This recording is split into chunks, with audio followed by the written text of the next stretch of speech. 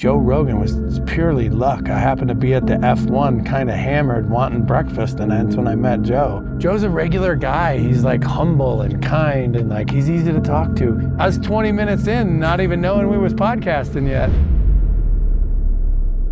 You know, you've been running this business for a long time. Like, you're doing these courses, you retired, you started doing this. I'm sure you was getting along, like you was earning, enough of a wage and a salary.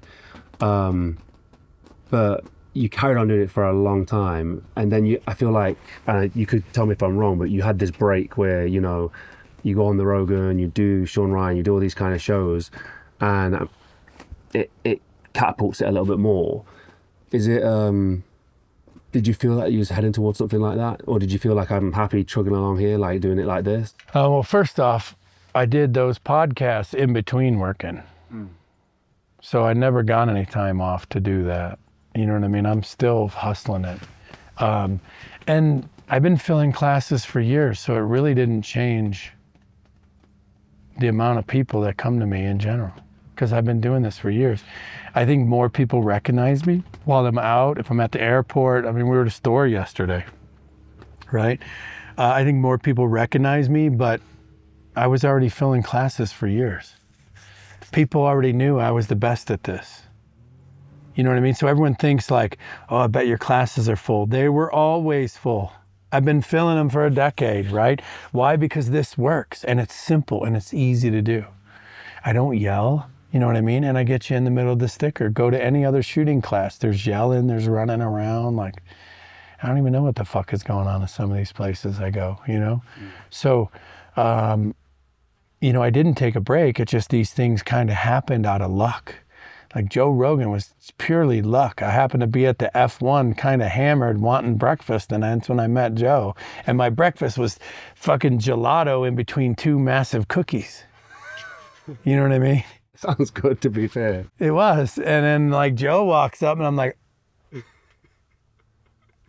oh, hey Joe. Yeah, nice to see you. Yeah, I'll talk to you later. You know what I mean? I was just worried about fucking getting food. And then he asked me to be on the show, right? It's not like there was a plan. I don't have a fucking publicist. This is all just by accident, and I always say, like, when you live by kind of like, I don't know, when you just try to do good every day and you live by just faith of just trying to be good, the universe provides shit to you at times because you're good. And look at where I am. So you're eating gelato sandwich between cookies, right? What makes the connection for him to go, hey, do you want to come on the show? Like, I'm guessing he knew a little bit about you or something. He knew who I was, yeah. And then, like, my friends kind of knew his friends, his security all knew who I was. Through, like, social media, through, like, your shooting? Yeah, social media, shooting, like, just through other channels, jiu-jitsu, you know what I mean? And then, like, he got my number from somebody and was like, a couple days later, like, hey, how'd you like to come on the show? And like, I was like, hey, can I get a picture? And he's like, yeah. I was like, can I get it later? And he's like, yeah. And I figured I'd see him later because I'd be there all day. I just kind of got buzzed and forgot about him. Did you put the gelato sandwich together, or were they serving it? No. They were serving it? I figured that shit out. I was about to say. I got these two big cookies, and then they had a gelato machine, and my buddies are like, they don't even have ice cream. I'm like, I want an ice cream sandwich. And they're like, dude, they don't got any ice cream sandwiches. I'm like, the fuck they do, man. Watch me.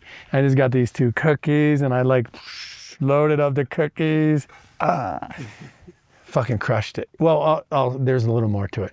I was out at turn 1 when the race started, and like all they serve out there is mimosas, right? Yeah. Like orange juice and champagne. Oh, you was in like a lounge or something, like a nice posh kind of place? Of course, man. What do you think? I'm out on the track. You know what I mean? Come on.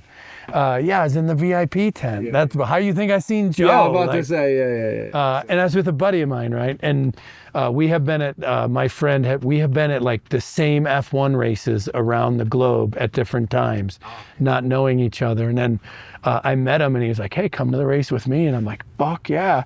So the year before I couldn't go. This year I was like, or the year I met Joe, I was like, I am not. I'm scheduling around this, you know what I mean? But we're out at turn 1 drinking mimosas. It's like 7 a.m. or some shit. I'm already kind of buzzed, so I needed fucking food bad. You know what I mean? Like, too much liquor, no food, like this could be bad. Go eat, right? So I went and got a fucking gelato cookie sandwich. I made it myself. And the ladies that are like, you know, like the food ladies that stand by, cause like a buffet like thing with like ice cream, like they're just like looking at me. I'm like, check me out. You know what I mean? The lady's like, yes. No way. We used to go out for drinks, and I always used to get funny looks. My pre-drinks routine was to go to the store and get like an ice cream sandwich. Yeah. I fucking love ice cream sandwiches, man. I do too. I like all ice cream, so. I've not heard gelato and sandwich. Yeah, it was a little messy. I bet it's a bit softer, right? Too soft. It needed like some type of crust to hold the ice cream in. It needed to be like hard froze or something. Was it chocolate or? I did chocolate chip cookies with chocolate gelato. That's pretty decent. Where was the F1 event? Austin, Texas. Austin, okay. I was just first experienced doing Miami. My girlfriend took me out to the Miami F1. That was pretty cool. First time seeing them. I'd never seen. The first time the cars went past, I was like blown away. I couldn't believe it. Wasn't in a VIP suite though. Was one of the. It's not for everybody. You know what I mean? It's not for everybody.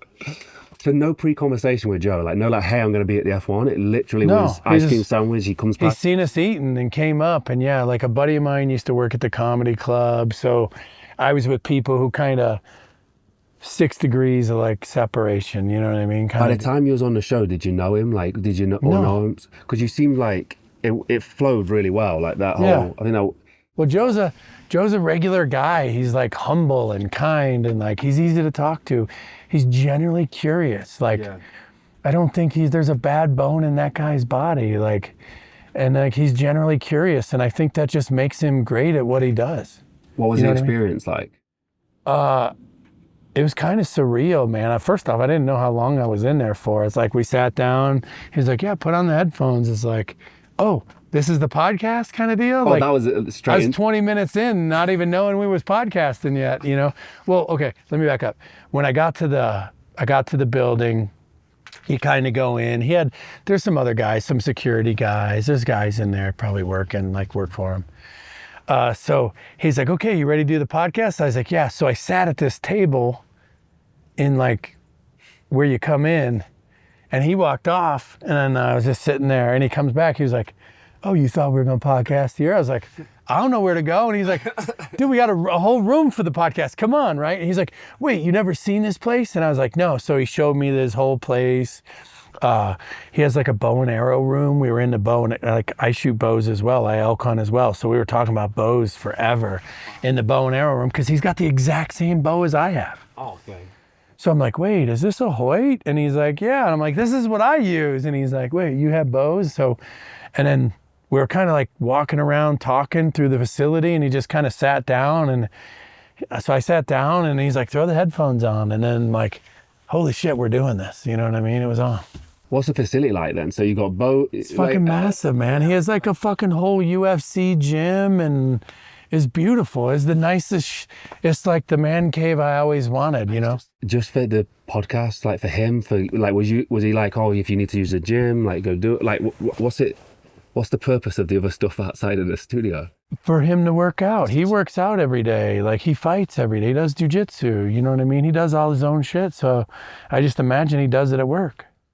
And you said next time you're trying to get a role. Yeah. Yeah. And he said he would. How competitive is Joe at jiu-jitsu versus like what you do? Like, is he doing stuff like Worlds or? Oh, Joe could probably win Worlds. You know what I mean? Yeah. Like he's been doing it for years. He's a black belt. I mean, he's a legitimate badass for sure. Yeah. So then what was on the other side of that? How did you knew Sean Ryan through career?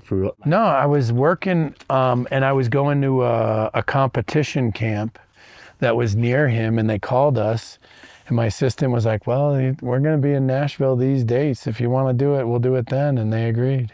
And was that a completely different experience, I'm guessing, from the Rogan? Yeah, totally different. Sean is like kind of quiet. He asks you the question, he wants you to answer, and then he's quiet, which is more like a psychology visit. I'll give you my best Sean Ryan. Here's my best Sean Ryan. So,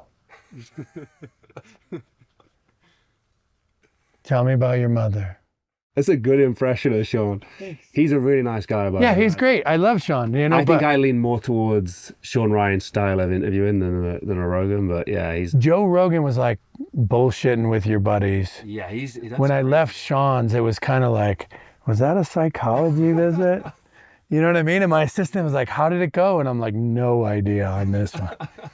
You know what I mean? And she's like, what are you talking about? I'm like, I feel like I just got shrunked in a psychology visit, you know? And she's like, yeah, whatever, right? I loved both. I loved both episodes. I thought they were both great. Yeah, like I thought the Sean Ryan show was fantastic, and the Joe Rogan, you just kind of. But Sean's great, but he's got it's a different style. Yeah, it's Sean's style. Everyone I know loves that style. Yeah. You know what I mean? But like when you're in that, when you're getting those questions, it doesn't feel like a conversation. It's just kind of like, you know, like a psychologist that, you know, so tell me about your mother. Yeah. So tell me again, when you joined the Army, what was the first thing you did?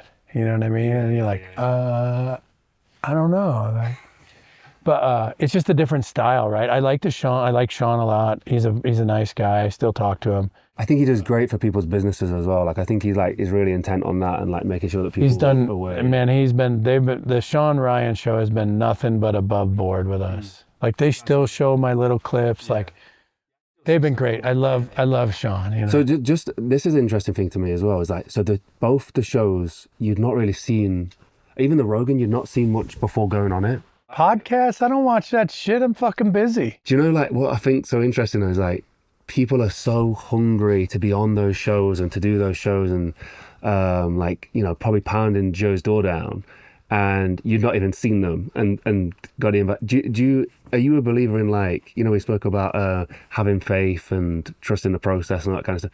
Do you believe that if it's meant to be, it's meant to be and it'll come around? If you're positive enough, the universe will deliver good shit to you. And if you're negative? You get bad shit. Yeah, I think that's true. And I think even if you do get something good, usually you see it as negative anyway. Like you hard to read. Well, you can't give anything bad to someone positive because they'll see the silver lining. And you can't give anything good to someone negative because they'll always see it as bad. Right? So when you're positive, the universe gives you great shit. That's what I'm saying. Like you're creating your own shit. But at the same time, the universe is going to provide decent shit to you. As many of you know, we are independent creators and filmmakers, but there is a massive attack on us right now. Traditional media over the last few years has started to slowly die. They are no longer the independent voice that you first thought they were. That's why we've created Mulligan Brothers Patreon. We've built something special for our most dedicated supporters, and I want to break it down for you real quick. The supporter tier gets you ad-free early access to both video and audio versions of Mulligan Brothers interviews 24 hours before it goes public. The executive tier gets you everything that a supporter tier gets, plus more. Exclusive interviews and behind the scenes content, walk and talks, daily routines, unreleased interviews, the stuff that you don't see anywhere else. And finally, the executive producer tier. Everything from the supporter tier and the executive tier, plus exclusive perks. Access to our treatment packages. Be the first to see which guests are coming up and get insight into the topics we'll be discussing before anyone else. And you'll even get an executive producer credit on every single documentary that we make. So if you've ever wanted to support the Mulligan Brothers mission of inspiring change so we can go around the world and get these stories that nobody else will, this is exactly how you do it. Go to patreon.com/Mulligan Brothers or click the link in the description or scan the QR code on screen. Join the community and help us inspire change.